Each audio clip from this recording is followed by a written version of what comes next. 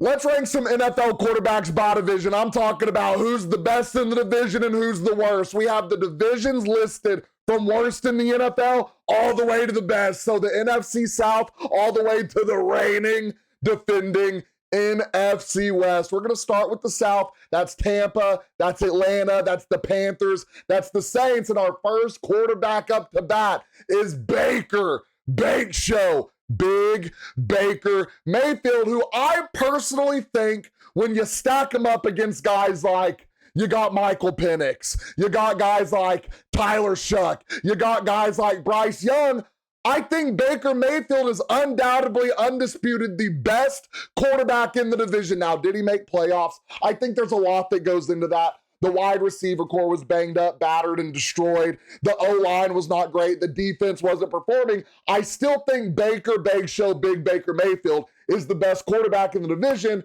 And then it comes to number two. There's a lot of inconsistency in this division, but I think you got to go with the young buck Bryce Young, because we're starting to see flashes of what everyone thought he was going to be out of college. He can go out there, he can make plays that need to be made, he can make the big decisions, and he can go out there and win football games. We've also seen Bryce Young go out there and lose football games too, so there's still a lot going into this young man. I think this is going to be a big year coming up for him. Big contract year. What are the Panthers going to do? Are they going to pay him what he wants to be paid? Or are they going to continue down the line and just draft another quarterback? Then we get to a really interesting question. We have our 3 and 4 spot in the NFC South.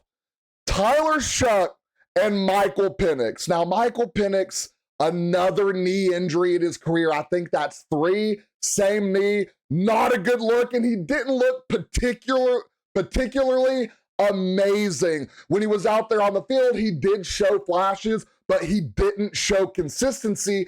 And Tyler Shuck didn't play the whole season, but when he came in, he made an immediate impact for the New Orleans Saints, making them look like a better team.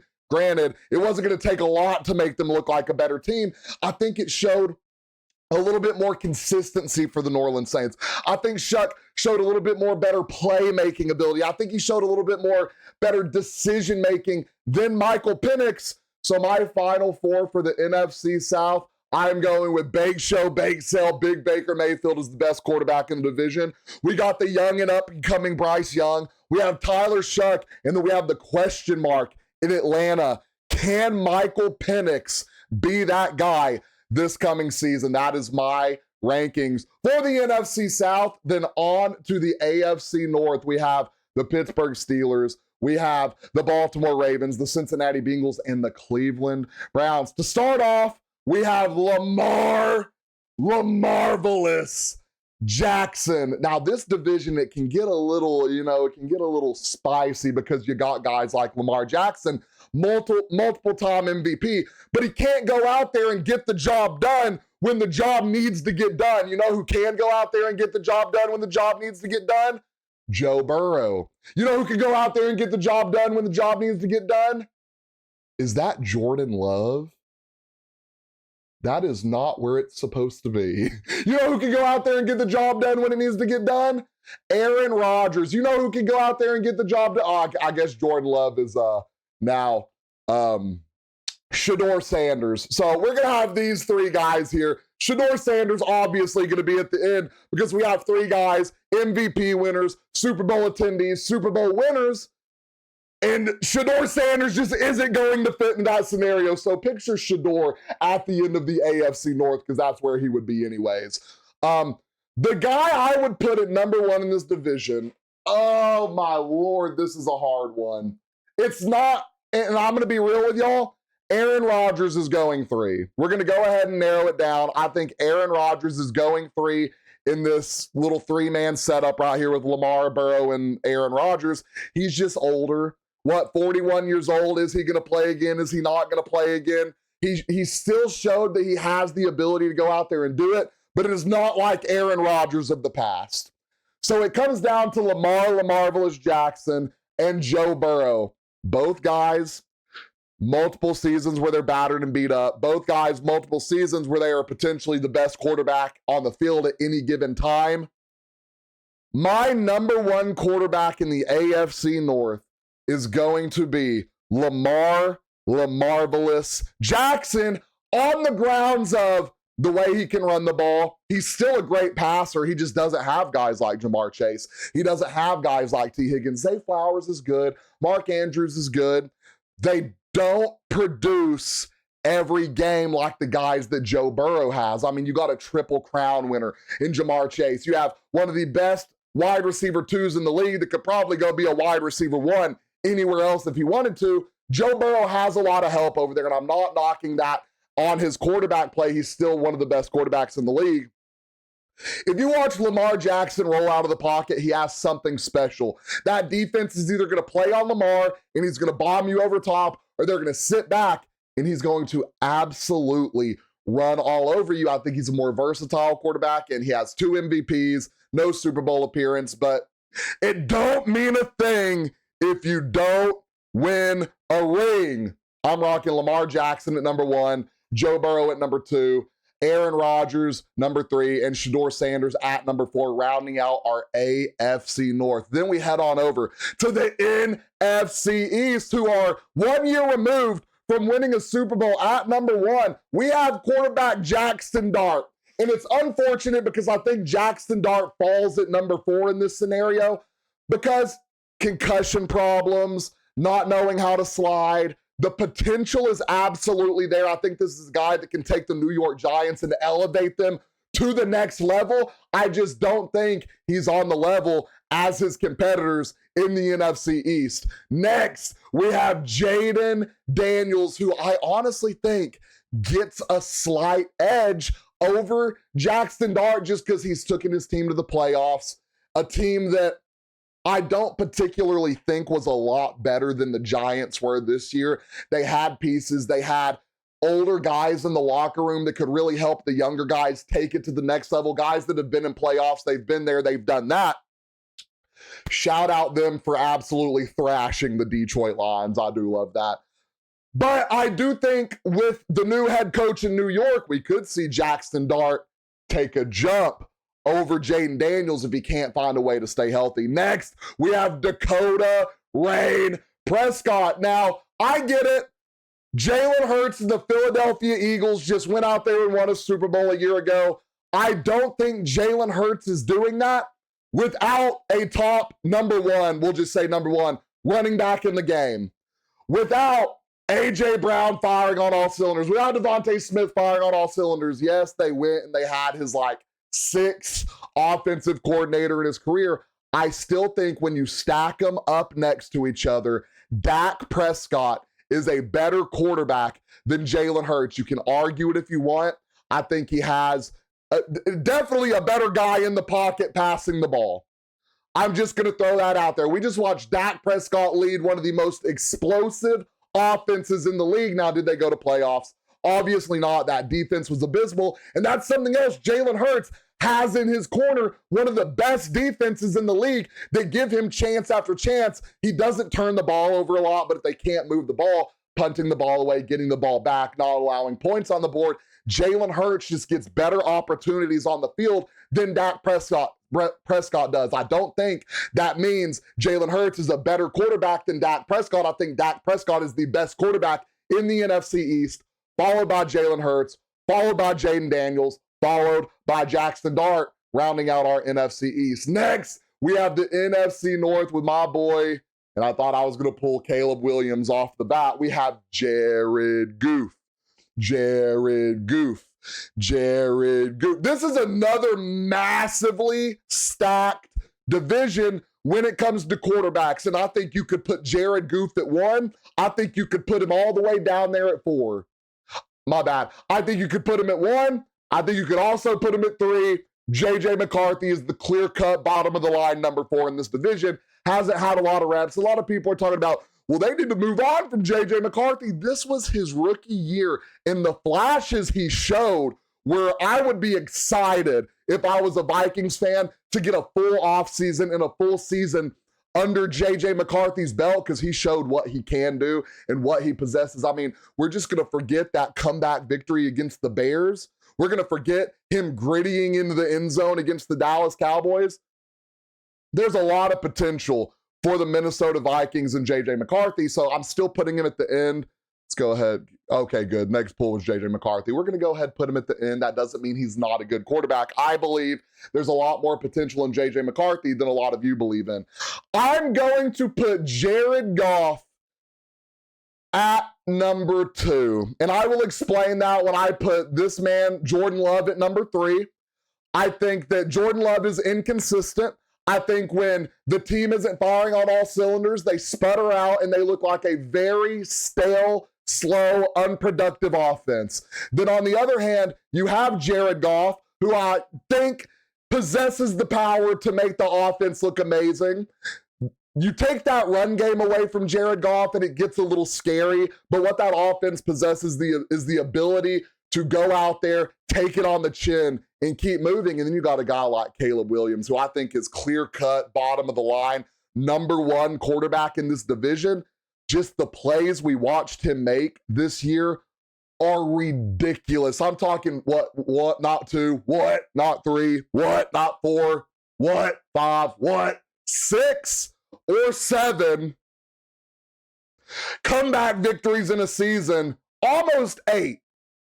Because what he did in playoffs was almost absolutely insane against the LA Rams. I mean, the way he forced it to OT was insane. They are DJ Moore not giving up on his team route away from being in the NFC Championship. So I think Caleb Williams possesses, I think Jared Goff is a more consistent quarterback, more reliable quarterback. I think what Caleb Williams brings to the table, going out there and knowing that I got to make this play, and he can go out there and make it, run game shut down. He's going out there making the passes. You take Jared Goff's run game away, he's going to fold sometimes. You take Jordan Love's run game away, he's going to fold sometimes. Caleb Williams is the number 1 quarterback in the NFC North. On to the AFC South. Our first quarterback up the bat is Cam Ward. Who are the AFC South teams? Hold on, because this could be one of the worst ones.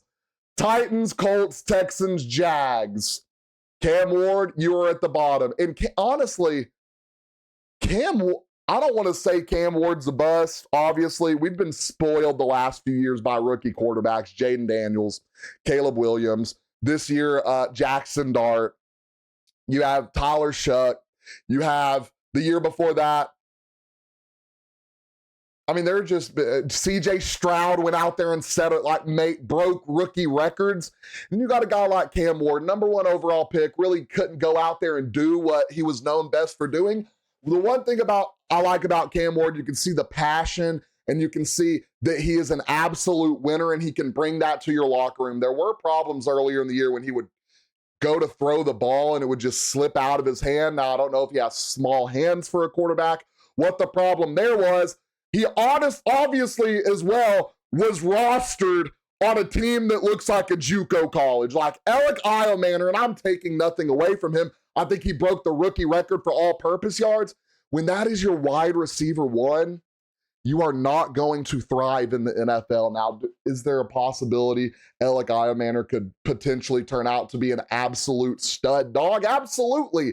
He was still a rookie wide receiver thrusted into this position. It should have been Calvin Ridley. Y'all know what I think about Calvin Ridley, one of the most absolutely overrated quarterbacks in the NFL. So we're going to go Cam Ward, wide receivers in the NFL. We're going to go Cam Ward at number 4. We have, I don't know why that looked like Josh Allen. I thought I messed up again. Danny Dimes himself, Daniel Jones, coming off what is unfortunately an abysmal Achilles tear.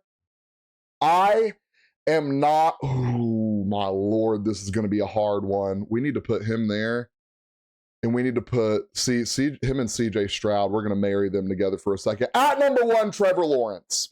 As he should be, was a generational talent coming out of college. He's one of those guys that has had coordinator after coordinator, coach after coach moving in and out, and they finally get what looks like to be a very solid head coach, very ball knowledgeable, very offense-oriented head coach, and the offense just comes to life. They kind of fixed their problem with wide receivers dropping the ball week 8, week 9, by the trade deadline.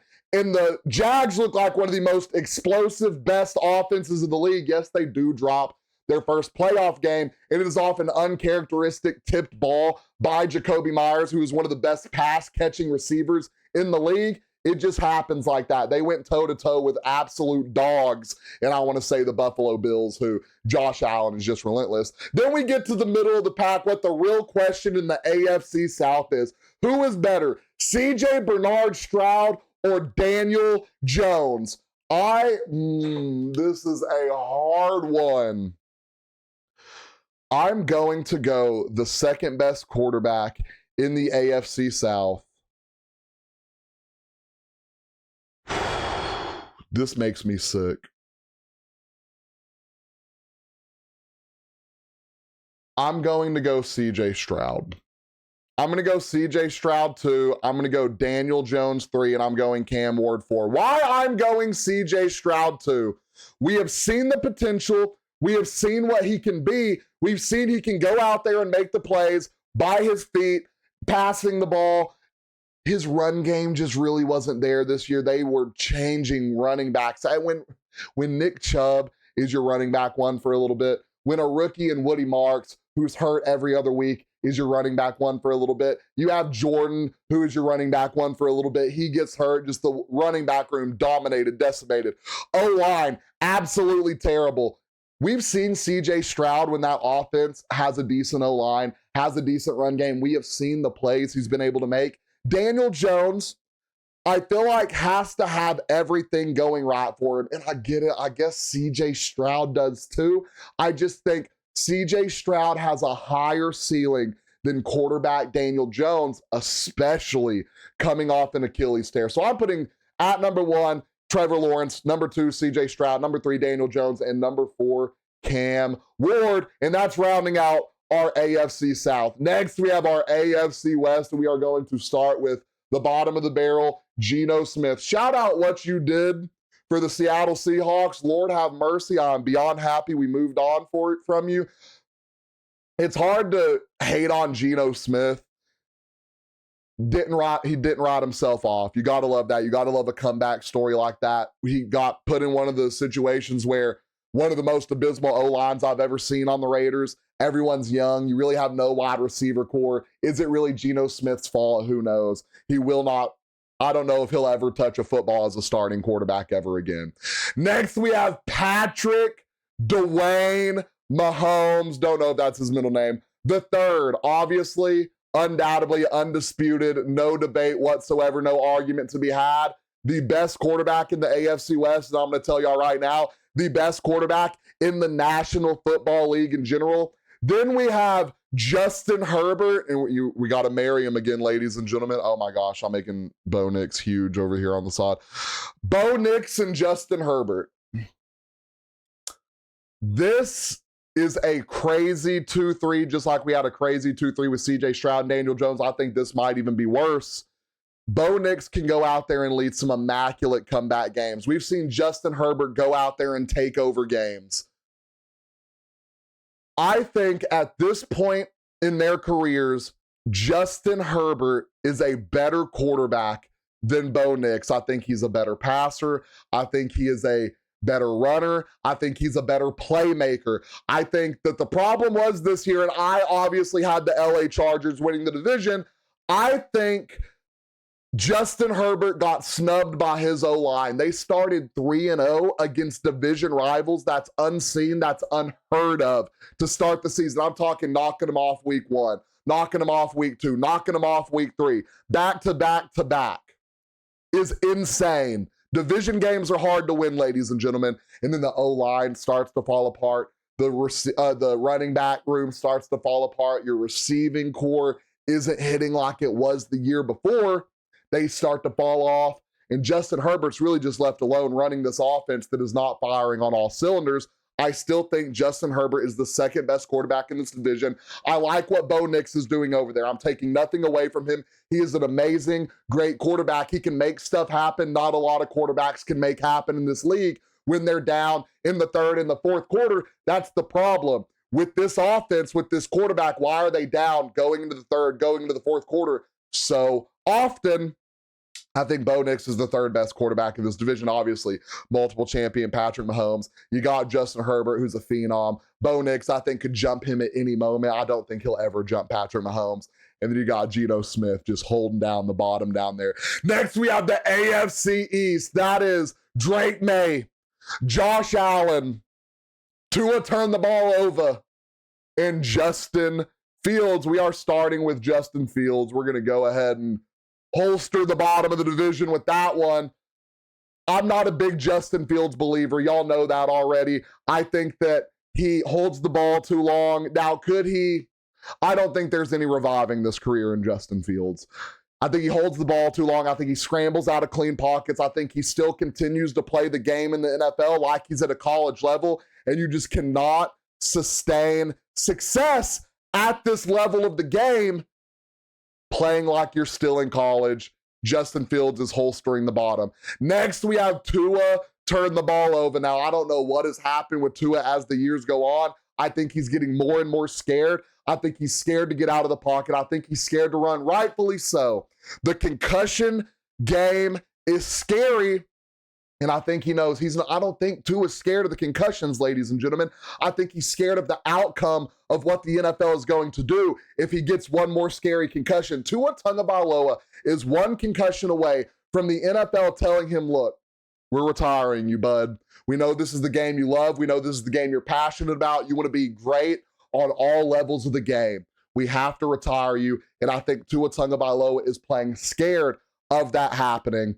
Tua Tagovailoa at 3. At number, let's marry them together real quick, ladies and gentlemen. Drake May and Josh Allen. We don't even got to marry them together. I'm not going to lie. Josh Allen is the clear-cut number one quarterback in this division. And I do want to say Drake May got over the hump before he did. Drake May also, didn't have to play a healthy Bo Nix. Didn't have to play, or Drake May didn't have to play. How do I want to put this? Drake May had an easy schedule, ladies and gentlemen, and I hate to be the one to say it. It was easy in playoffs. When it comes to the offenses, the defenses were a little crazy. I mean, he turned the ball over 8 times. Josh Allen is a turnover king. Josh Allen is the best quarterback in this division. Bar none, hands down, bottom of the line. I get Drake May got there. He didn't get it done. Like I said earlier, it don't mean a thing if you don't win a ring. I think Josh Allen's the clear-cut number one quarterback in the AFC East. Then it's Drake May. Then it's Tua turn the ball over. And Justin Fields. And last but not least, ladies and gentlemen, we got the Seattle Seahawks. We have the NFC West, the Seattle Seahawks, the LA Rams, the San Francisco 49ers, and the little baby Arizona Cardinals. We are starting off with, we've got the worst quarterbacks out the way off rip. Obviously, Kyler Murray, the Cardinals don't even want him anymore. I just didn't know what quarterback to put in this picture. The Cardinals are already talking about they want to move off of Kyler Murray. It's time. I get it. Maybe Kyler Murray moving on to a newer situation will revamp his career and make it look like a better situation, and he'll come back and he'll be the quarterback everyone thought he was. I don't think it'll happen. I do hope it happens for the sake of Kyler Murray. Maybe he needs to go play baseball. That's a decision he has to make. I can't make for him. Next, we have Brock, and we're going to go ahead and get them all three out here. Because all of these guys are closer in level than you think they are. Be that, is it at the top or is it at the bottom? That's for y'all to decide. I think these are 3 of the top quarterbacks in the league.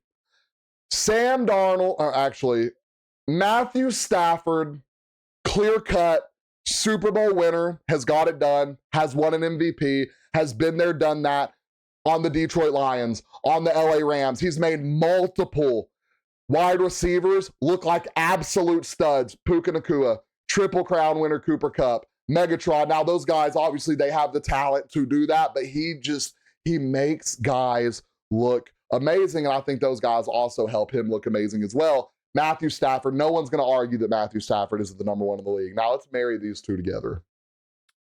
Sam Darnold and Brock Purdy. I'm going to give Brock Purdy so many flowers for turning Sam Darnold into the absolute demon he is. I think Sam Darnold is a better quarterback than Brock Purdy because he was a number one overall pick, because he has the ability to go out there and make plays happen. And shout out Purdy for telling Sam Darnold, you don't have to be the playmaker. You just have to go out there and make the plays that are presented in front of you. That's an amazing way to look at the game. That sounds like a Shanahan mentality. And I think Brock Purdy is adapting that perfectly. But as I keep saying, it don't mean a thing if you don't win a ring. The quarterback is the most important position in the NFL. It is the highest paid for a reason. You can say Sam Darnold got carried there all you want. Sam Darnold won a Super Bowl with, I'll say, a worse roster than Brock Purdy had when they went to the Super Bowl in, I believe, 2023. That's just my opinion. I think Sam Darnold made some immaculate throws in the Super Bowl that kept them ahead. I think Sam Darnold protected the ball and got out of trouble to keep them ahead. I think Sam Darnold is not getting enough credit for this Super Bowl win, keeping them ahead of the New England Patriots. Now, obviously, the defense, again, chance after chance. Brock Purdy's been in that same situation. I think Sam Darnold is a better quarterback than Brock Purdy. I don't see any world where if I'm taking that Seattle Seahawks team and they're like, do you want to go Sam Darnold or do you want to go Brock Purdy? I'm going Sam Darnold 10 times out of 10. So our NFC West, Matthew Stafford at number 1, Sam Darnold at number 2, Brock Purdy at number 3, and Kyler Murray at number 4. Ladies and gentlemen, we have officially ranked every quarterback by division in the NFL. If you agree with me, let me know down in the comments. If you think I'm trolling, if you think I've got any of these wrong, let me know down in the comments. Let me know your rankings for every division down in the comments. Don't forget, like and subscribe.